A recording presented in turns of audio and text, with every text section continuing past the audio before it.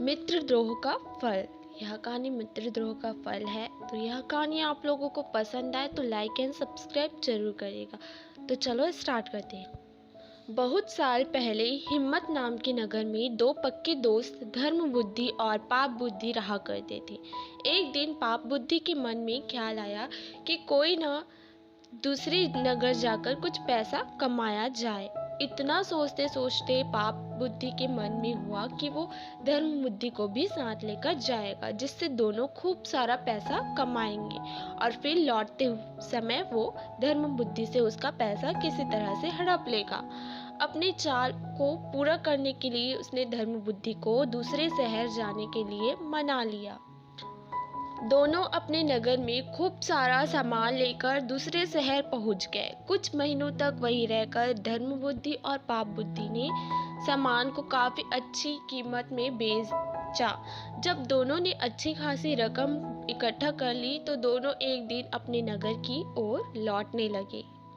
पाप बुद्धि अपने दोस्त धर्म बुद्धि को जंगल के रास्ते से लेकर आया। रास्ते पर चलते चलते पाप बुद्धि ने धर्म बुद्धि से कहा, मित्र देखो, अगर हम अपने नगर इतना सारा धन लेकर जाते हैं तो समस्या हो सकती है। चोर इसे चुरा सकते हैं, लोग हमसे जलन का भाव रखने लगेंगे और कुछ उधार भी मांग लेंगे। ऐसे में बेहतर होगा कि हम आधा धन इसी जंगल में छिपा देते हैं।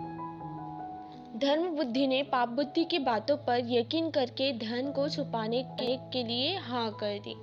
पाप बुद्धि ने गड्ढा खोदकर धन को जंगल में एक पेड़ के पास छिपा दिया।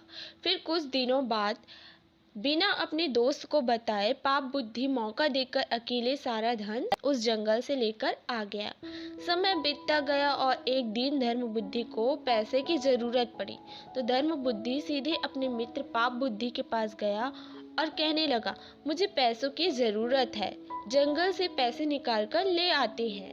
पाप बुद्धि राजी हो गया और दोनों जंगल की ओर निकल गए। जैसे ही धर्म बुद्धि ने गड्ढा खोदा तो वहां पैसा ना देखकर चौंक गया। इतने में ही पाप बुद्धि ने शोर मचाना शुरू कर दिया और धर्म बुद्धि पर चोरी का आरोप लगाया।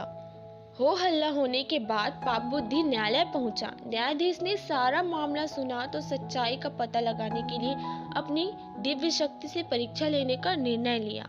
इसके बाद न्यायाधीश ने दोनों को आग में हाथ डालने का आदेश दिया। चतुर पाप बुद्धि ने कहा, अग्नि में हाथ डालने की कोई जरूरत नहीं है, खुद वन देव मेरी सच्चाई की गवाही देंगे। न्यायाधीश ने उसकी बात मान ली।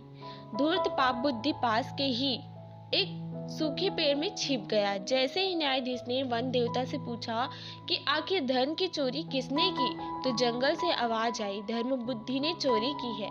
इतना सुनते ही धर्म बुद्धि ने जिस पेड़ की तरफ से आवाज आई उसी पेड़ को आग के हवाले कर दिया।